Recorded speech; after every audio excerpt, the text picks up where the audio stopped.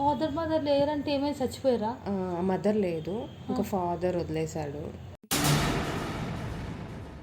Food సరిగ్గా లేక health problem వచ్చి తలకు జ్వరం వచ్చేసి అదే హెడేక్ జ్వరం వస్తుంది. ఆ హెల్త్ ప్రాబ్లం వచ్చి అమ్మ చనిపోయింది.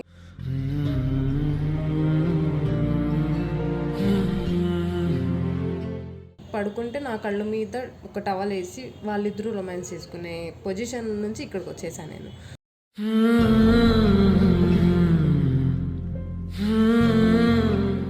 మీకు అర్థమైంటుంది, ఒక బెడ్ మీద ఇంకొక అమ్మాయితో రొమాన్స్ చేసుకుంటూ నా కళ్ళ మీద ఒక గుడ్డ వేసి ఉంటే ఎంత బాధ వేస్తుంది.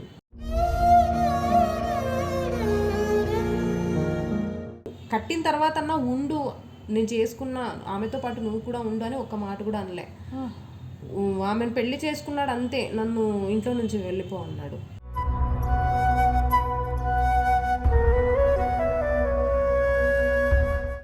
ఒక్కరు కూడా ఇట్లా కళ్ళతో మా నాన్న చూశారు, మా చెల్లెలు పెద్ద చెల్లెలు ఆమె కూడా చూసుకుంటూ వెళ్ళింది, కానీ ఒక్కరు కూడా ఏమ్మా నీ పరిస్థితి ఇలా ఉందని అడిగిన వాళ్ళు లేరు, హెల్ప్ చేసిన వాళ్ళు కూడా లేరు.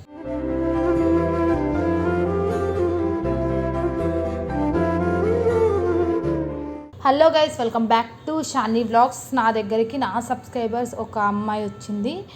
సో నా సబ్స్క్రైబర్ నన్ను క్రేజీ షాన్లీ వ్లాగ్లో రీసెంట్గా పెట్టిన చిల్కాక వీడియోస్ కూడా చూస్తుంది. నా డై హార్ట్ సబ్స్క్రైబర్ అనమాట.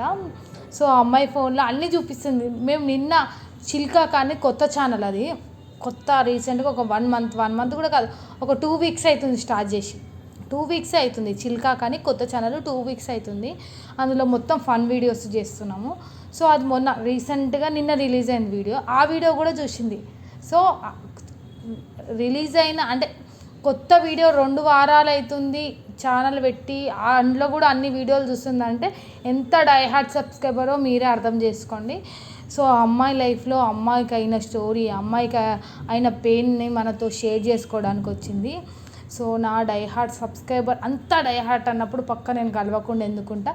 సో ఆఫీస్కి కలిసిన మార్నింగ్ నుంచి మాట్లాడుతున్న అమ్మాయితోని, మార్నింగ్ నుంచి మంచిగా ఉన్నాము. సో అమ్మాయితో స్టోరీ షేర్ చేసుకుంటున్నది కాబట్టి మేము ముంగటికి తీసుకొచ్చిన. అంతేగాని ఎవ్వరు నెగిటివ్గా అనుకోకండి, ఎవ్వరు ఏమనుకోకండి. ఒక అమ్మాయి స్టోరీ విన్నాక జడ్జి చెయ్యొద్దు. సో కింద నెగిటివ్ కామెంట్స్ ఏమి రావద్దు, ఆల్మోస్ట్ రావు. ఒకవేళ ఉన్నాక ఎలాంటి తప్పైనా ఏమైనా ఎవ్వరు ఏం కామెంట్ చేయకండి.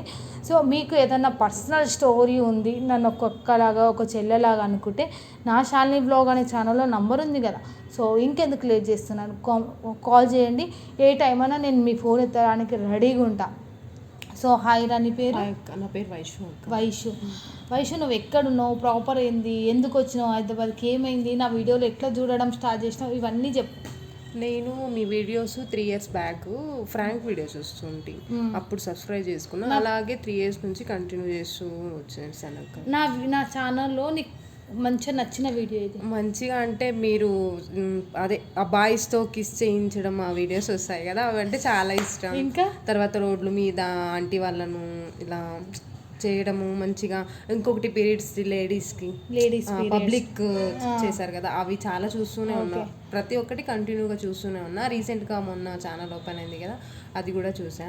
మీరంటే నాకు చాలా అంటే చాలా ఇష్టం. మీరు బక్కగా ఉన్నప్పటి నుంచి నేను మిమ్మల్ని చూస్తూనే ఉన్నాను. కొంచెం లావైనా అంటే తినక లావైనా, తిని లావు కాదు, తినకల ఆ కేసులు ఉంటే అక్కడికి వెళ్ళిపోతాం కదా, తినే టైం ఉండదు. సో తినక ఇదంతా గ్యాస్ చూస్తున్నా. ఓకే, నా ప్రాపర్ వచ్చి ఆంధ్ర మాది. నేను అక్కడ నుంచి ఇక్కడ హైదరాబాద్ వచ్చి 5 months అవుతుంది. 5 months అవుతుంది.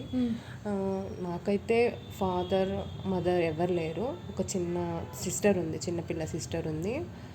ప్రజెంట్ ఆమె కోసం ఇక్కడ హైదరాబాద్కి వచ్చి చిన్న జాబ్ చేసుకొని ఒక మంత్లీ 8,000 శాలరీ వస్తుంది. ఫాదర్ మదర్ లేరంటే ఏమైనా చచ్చిపోయారా? మదర్ లేదు, ఇంకా ఫాదర్ వదిలేశాడు. ఇంకా ఫాదర్ అంటే ఇంకా అమ్మ లేదు కదక్క. ఒక అమ్మాయికి ఆడపిల్ల అంటే పెళ్లి చేయడం అలాంటివి ఉంటాయి కదా.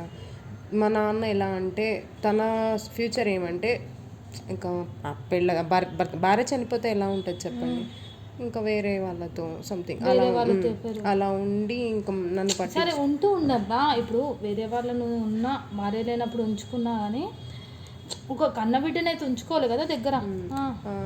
సరే తనకేమైందో తెలియదు కానీ నాకు రీసెంట్గా అంటే రీసెంట్ ఏం లేదు, ఒక 3-4 ఇయర్స్ బ్యాక్ మా అత్త కొడుకే నన్ను ప్రేమించా అని వెంటపడ్డాడు. వెంటపడి పెళ్లి చేసుకున్నాడు. నాకు ఇష్టం ఉండలే కానీ నాకు కూడా ఒక తోడు కావాలి కదా అని చేసుకున్నా. పెళ్లి చేసుకున్న మంచిగా ఒక 3 months, జస్ట్ 3 months మంచిగానే ఉన్నాడు. తర్వాత ఇలా ఏం చేసేవాడంటే అమ్మాయిలు పిచ్చి ఎక్కువ అతనికి. అమ్మాయి రోజు నా కళ్ళ ముందర నా ఇంటికి తీసుకొచ్చేవాడు. పక్కన ఇద్దరు ఉండేవాళ్ళం. ఎట్లా తెలుసా, ఒక బెడ్ మీద ఆ అమ్మాయి అబ్బాయి ఉంటే నేను పక్కన పడుకుంటే నా కళ్ళ మీద ఒక టవల్ వేసి వాళ్ళిద్దరూ రొమాన్స్ చేసుకునే పొజిషన్ నుంచి ఇక్కడికి వచ్చేసాను నేను.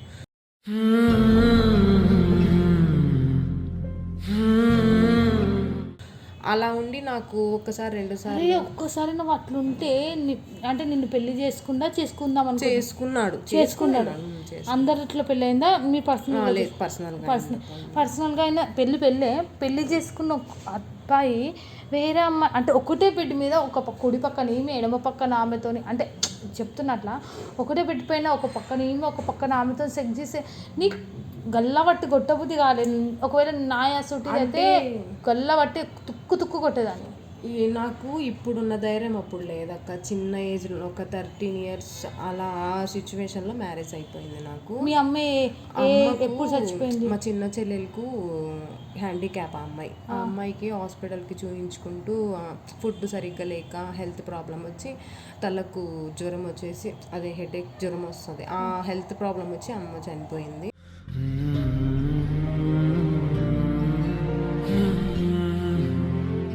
ఇంకా నాన్న కూడా పట్టించుకోవడం మానేశాడు. సరే మీ హ్యాండిక్యాప్ వచ్చేలా ఆమె నా దగ్గరే ఉంది, నేనే చూసుకుంటున్నా ఆమెకి. అంటే ప్రజెంట్ ఇక్కడ లేదు, మా ఊర్లో ఉంది, చదువుకుంటున్న అమ్మాయి.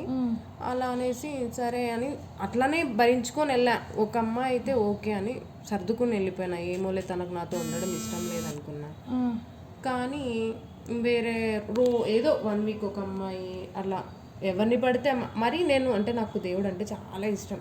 ఎప్పుడు టెంపుల్స్కి వెళ్ళి ఇది చేసుకునేవాడు. ఆ అమ్మాయిలతో నాకు కాల్ చేయించేవాడు.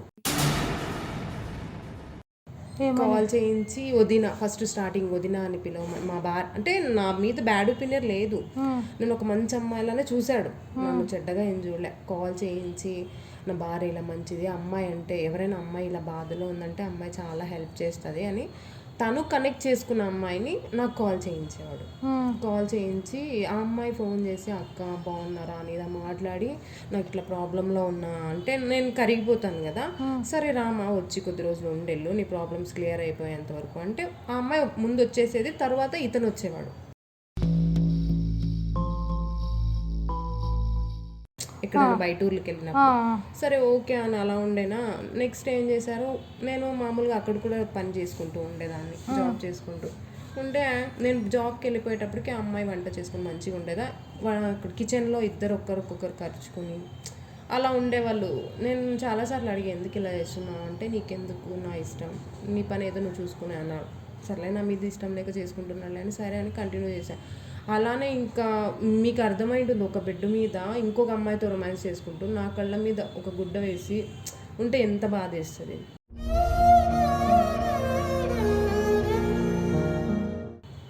సరే అని చెప్పి నేను వదులుకున్నా, చాలాసార్లు అడుక్కున్నా. సరే ఇంకొక అమ్మాయిని ఇంకా అందరూ అయిపోయిన తర్వాత ఒక అమ్మాయిని తీసుకొచ్చాడు. అమ్మాయి అమ్మాయి పేరు అమ్మాయి పేరు. ఆ అమ్మాయిని తీసుకొచ్చాడు. ఆ అమ్మాయి అతనికి చెల్లెల్లా వచ్చింది, మీ ఆయనకు చెల్లెల్లా వచ్చింది.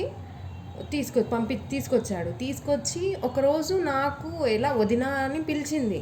వదినా అని మంచిగా ఉంది, చెల్లెలే కదా అని సపోర్ట్ చేశా. ఒకరోజు ఏం చేశాడంటే ఇలానే కలిసి చాలా ఇదిగా ఉన్నట్టు అప్పుడు నాకు అర్థమైంది ఈమె కూడా అలానే వచ్చిందిలే అని చెప్పి ఒక్క మాట అడిగాడు, ఆమెను నేను పెళ్లి చేసుకుంటా అన్నాడు. నేను అడిగా ఎందుకు, నేను ఇష్టం లేదా అంటే లేదు నాకు ఇష్టం లేదు, అమ్మాయి అంటే నాకు చాలా ఇష్టం అని చెప్పి అన్నాడు. ఎందుకు నేను నచ్చలేదా నీకు, నీ దగ్గర నేను సరిగ్గా లేనా అంటే లేదు నీ లైఫ్ నువ్వు చూసుకో అని చెప్పి అన్నాడా. చాలాసార్లు ఏమోలే మామూలుగా మాట్లాడుతున్నాడులే అని సైలెంట్ అయిపోయా. ఒకరోజు వర్క్కి వెళ్ళేసి వచ్చాను, డ్యూటీకి వెళ్ళేసి నైట్ 7:30 అట్లా అయింది. ఇంటికి వచ్చేటప్పటికి అడిగాడు, నేను మార్నింగ్ అమ్మాయిని పెళ్లి చేసుకుంటున్నా నీ తాళి తీసివ్వు అన్నాడు. అంటే చెప్తున్నాను కదా, నాకు 13 years అప్పుడు ఏం తెలియదు నాకు. ఇష్టం లేదు కదా సరేలే అనేసి నేనేం చేసా, నా తాళి తీసి ఇచ్చా. తాళి తీసి ఇచ్చేసా. నా ముందరే అమ్మాయి మెళ్ళో తాళి కట్టాడు. అంతే, అంతటి నీ ముంగడనే నా ముందరే. నువ్వేమనలేవు అంటే ఆల్రెడీ నిన్ను చేసుకుండు కదా, నిన్ను నువ్వేమనలేవా? అడిగాను, నువ్వు అంటే నాకు ఇష్టం లేదన్నప్పుడు ఇష్టం లేని అబ్బాయితో సంసారం చేయడం వేస్ట్ కదా. ఇప్పుడు సచిన్ శవం మాదిరి తనతో నేనున్నా, అక్కడ ఉండి ఒకటే ఇంకా బయట ఉండి ఒకటే కదా, ఇంకా తనతో ఉండి ఏం లాభం అని చెప్పి నేను ఇంకా నా మెళ్ళో తాళి తీసి ఇచ్చేసి ఆ అమ్మాయి మెళ్ళో కట్టాడు. తనతో ఇంక కట్టిన తర్వాత అన్నా ఉండు, నేను చేసుకున్న ఆమెతో పాటు నువ్వు కూడా ఉండు అని ఒక్క మాట కూడా అనలే. ఆమెను పెళ్లి చేసుకున్నాడు అంతే, నన్ను ఇంట్లో నుంచి వెళ్ళిపో అన్నాడు.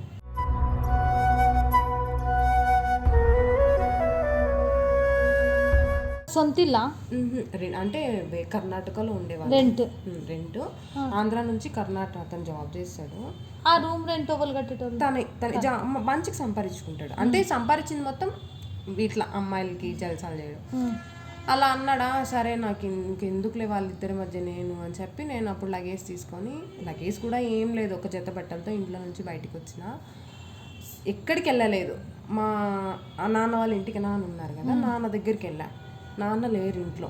ఇంటికి వెళ్ళి ఆకలిస్తుంది, చాలా ఆకలిస్తుంది. వెళ్ళి ప్లేట్లో అన్నం పెట్టుకొని కిచెన్లో కూర్చొని తింటున్నా. మా నాన్న వచ్చి తింటున్న ఆ ప్లేట్ని తన్నాడు.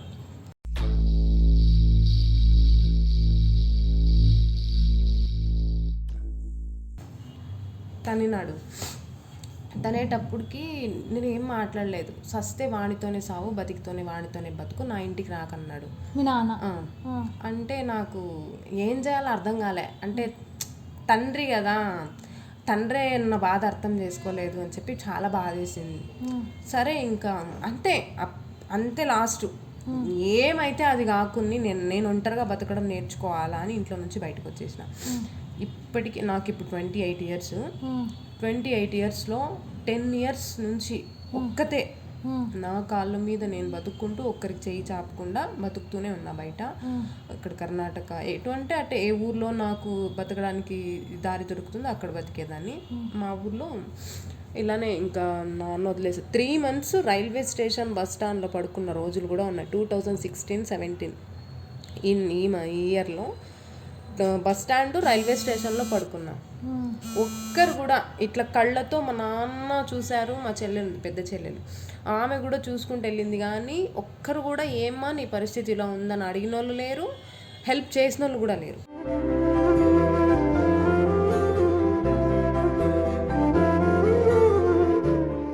ఎంతమంది చెల్లెలు? ఇద్దరు.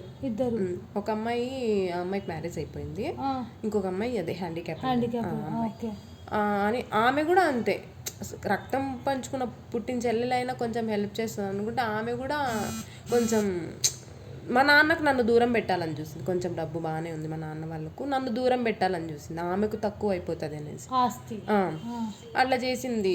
నన్ను కళ్ళారా ఇలా రైల్వే స్టేషన్ బస్ స్టాండ్లో పడుకున్నప్పుడు కూడా మా అక్క అలా ఉందని చాలామంది చెప్పారు. మీ అక్క అలా ఉంది, మీ కూతురు పెద్ద కూతురు ఇలా ఉంది. మా నాన్న చూడలేదు వచ్చి నన్ను. సరే ఎవరు చూరుకుంటే ఏమి అని చెప్పేసి వదులుకున్నా. అప్పుడు ధైర్యం తెచ్చుకున్నా, ఇప్పటి నుంచి నా బతుకు మీద నేను బతకాలి, కాళ్ళ మీద నేను బతకాలి, ఎవరిని అడగకూడదు అని చెప్పేసి. దేవుడు నిజంగా అక్క చెప్తున్నా, నేను ఎవ్వరికి అన్యాయం చేయలేదు కాబట్టి ఈరోజు మంచిగా 3 పూటలు అన్నం తింటున్నానంటే కొంచెం దేవుడు నాకు వచ్చిన దాంట్లో నేను ఒక 10% బయట జనాలకి పెడుతూ నేను బతుకుతున్నా. అలా అనేసి ఇట్లా మా ఊర్లోనే నేను చిన్న రూమ్ తీసుకొని రెంట్కి ఉండేదాన్ని. ఒక 7,000-6,000 వస్తుంది అట్లా.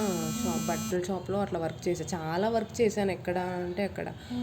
ఒకరోజు రీఛార్జ్ చేయించుకోవడానికి ఒక షాప్కి వెళ్ళా, ఇంటర్నెట్ షాప్కి వెళ్తే అక్కడ ఒక అబ్బాయి పరిచయం అయ్యాడు. అంటే తనని నేను లవ్ చేయలే, వెళ్ళాను, రీఛార్జ్ చేయించుకున్నా, 1 month రీఛార్జ్ చేయించుకున్నా.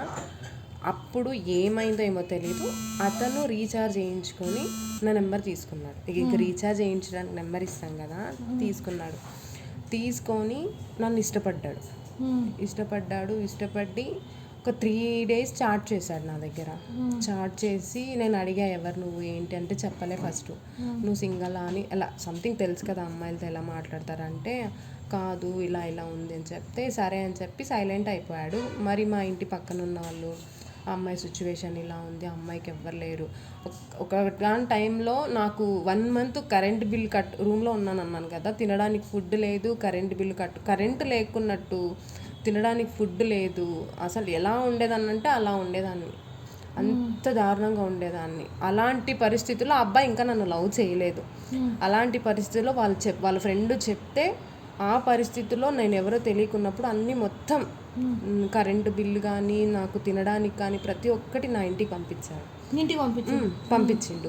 నేను అడిగా వాళ్ళ ఫ్రెండ్కి అడిగి ఎవరు పంపించారు అంటే పంపించారు తీసుకోమ్మా అని చెప్పి అన్నారు. ఎవరో తెలియకున్నట్టు ఎలా పంపిస్తారు అని అడిగితే చెప్పలే. తర్వాత 3 days తర్వాత తను చెప్పాడు, నా పేరు నవీన్, ఇలా నెంబర్ తీసుకున్నారు, రీఛార్జ్ చేశాక నువ్వంటే నాకు ఇష్టము, నీ గురించి తెలిసే నేను లవ్ చేశాను, నీకు పెళ్ళయిందని తెలుసు అని చెప్పి అన్నీ చెప్పి ఓకే చెప్పాడు. ఇంకా నాకు ఒంటరిగా ఉన్న మనసుకి గాయం అయితే దాన్ని మాన్పించడానికి మందు వేయడానికి ఎవరైనా వస్తే వద్దంటామా, అంత ఒక అమ్మ నాన్నలా ప్రేమ చూపించేటప్పటికి నాకు ఆటోమేటిక్గా తన మీద ప్రేమ పుట్టింది. నాకు ప్రతి ఒక్కటి ఇప్పుడు ప్రజెంట్ అయితే నేను జాబ్ చేసుకుంటూ హైదరాబాద్ ఒక 5 months అవుతుంది వచ్చి. ప్రజెంట్ అయితే ఒక అమ్మ నాన్నల కంటే నాకు ఎక్కువగా చూసుకుంటున్నాడు. చాలా అంటే చాలా హ్యాపీగా ఉన్నా. నాకు రీసెంట్గా ఒక 2 months బ్యాక్ యాక్సిడెంట్ కూడా అయింది. ఎవరికి? నాకు బైక్ యాక్సిడెంట్ అయింది. అసలు ఎవ్వరు రాలేదు తెలుసా, అసలు ఫ్రెండ్స్ కానీ నా దగ్గర డబ్బున్న చాలామంది తిన్నారు, ఫ్రెండ్స్ కానీ ఇంకొకరు కానీ ఎవ్వరు నాకు హెల్ప్ చేయలే. కానీ అబ్బాయి ఎంతలా అంటే నేను అసలు నా లైఫ్లోకి మా అమ్మ లేదు ఇప్పుడు, కానీ నా లైఫ్లోకి మళ్ళీ మా అమ్మ పుట్టొచ్చిందేమో అని నేను అనుకోవచ్చు. నిజమంటే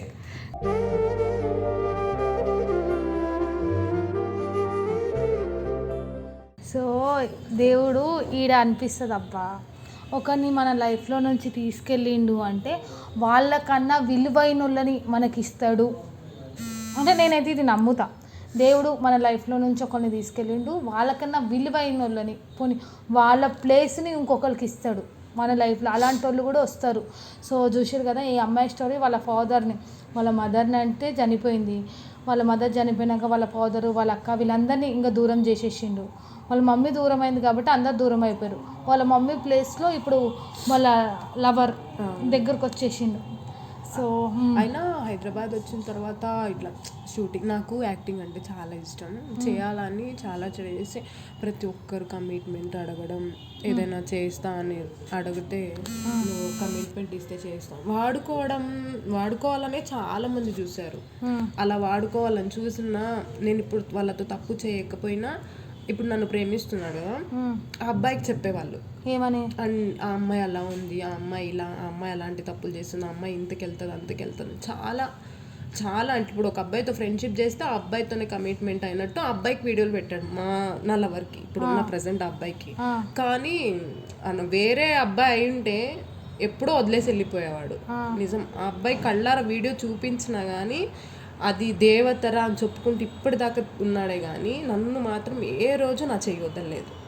చాలా మంది చాలా చెప్పారు, లేదు వదలను నేను, దానికి ఎవ్వరు లేరు, నేనున్నా అని చెప్పి. నాకైతే ప్రజెంట్ ఆస్తి ఉంది అమ్మ వాళ్ళకి, కానీ అది నాకు సంబంధం లేదు ఇప్పుడు.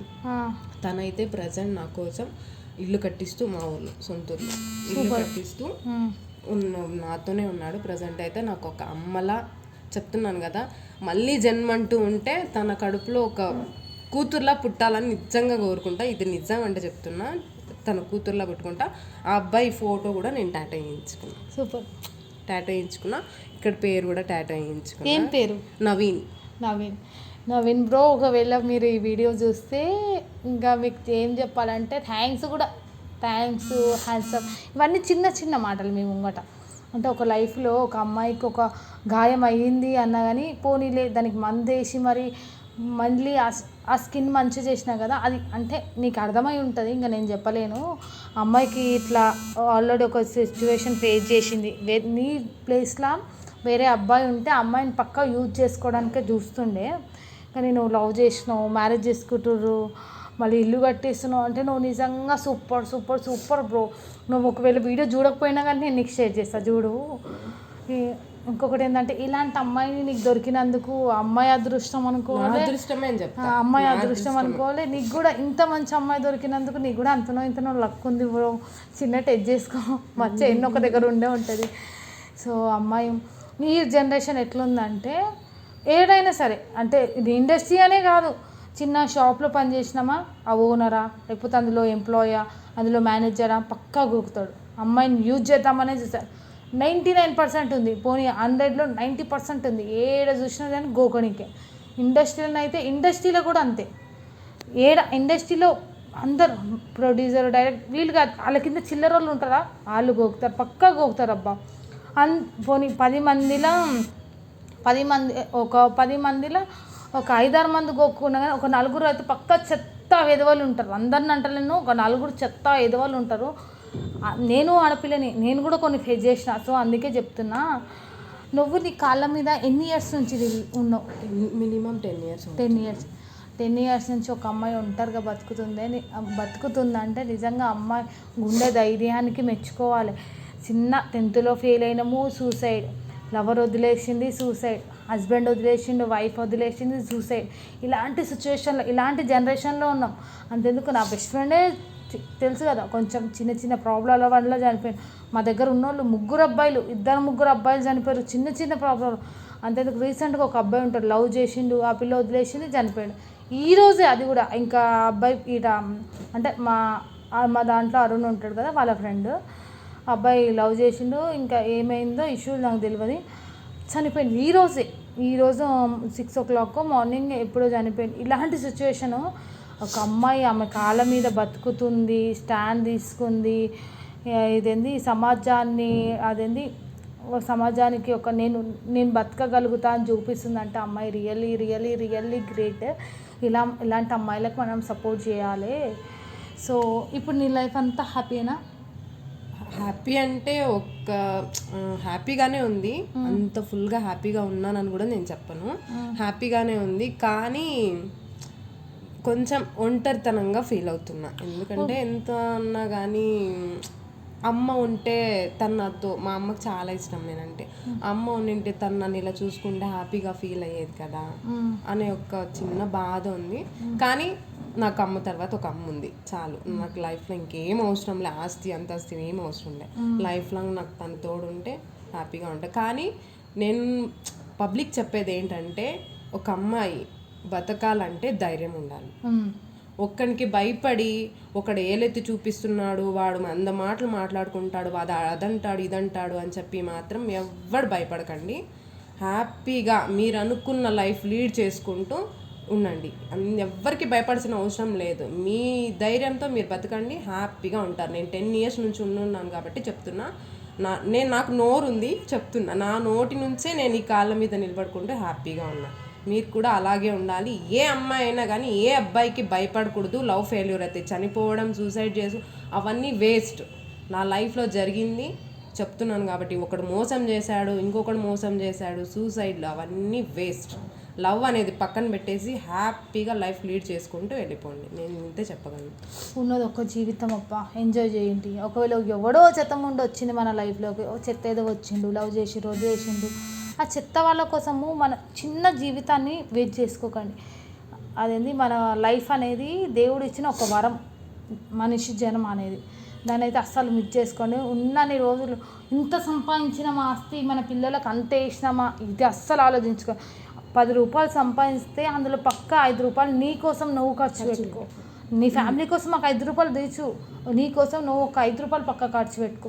నా అకౌంట్ ఓపెన్ చేస్తే నాకు ఒక 2-3 వేల కన్నా ఎక్కువ ఉండదు. నా ఫ్యామిలీకి ఇస్తా, నాకు అంటే నేను ఎప్పటికప్పుడు పెట్టేస్తా. ఈరోజు హెల్ప్ అంటున్నాను అనుకో మనకి ఇచ్చేస్తా. అట్లా ఒకవేళ మన దగ్గర మనీ అయితే శాశ్వతం కాదు, మీకు ధైర్యము ఇది ఒక్కటే శాశ్వతం. ధైర్యము. మాటలు పట్టించుకోకండి. మీకు ఏదైనా చేయాలనిపించిందో ధైర్యంగా మీరు ముందడిగేయండి. ఒక్కరి మాట పట్టించుకున్నారంటే అస్సలు ముందుకెళ్ళలేము మనమైతే. ఇది మాత్రం నేను చెప్పగలను. సో ఒక అమ్మాయి బతికి చూపిస్తుంది మనకు. సో అబ్బాయిలు సూసైడ్ చేసుకోకండి, మీరు కూడా బతికి చూపియండి. సో ఇలాంటి మంచి మంచి వీడియోలు చూడాలంటే శాలిని వ్లాగ్ని సబ్స్క్రైబ్ చేసుకోండి. మీ లైఫ్ స్టోరీ, మీ పర్సనల్ స్టోరీ, మీ లవ్ స్టోరీ, ఎలాంటి స్టోరీలు ఉన్నా నేను ఒక అక్కలాగా చెల్లెలాగా నాతో షేర్ చేసుకోవచ్చు. సో నెక్స్ట్ వీడియోలో మళ్ళీ కలుద్దాం.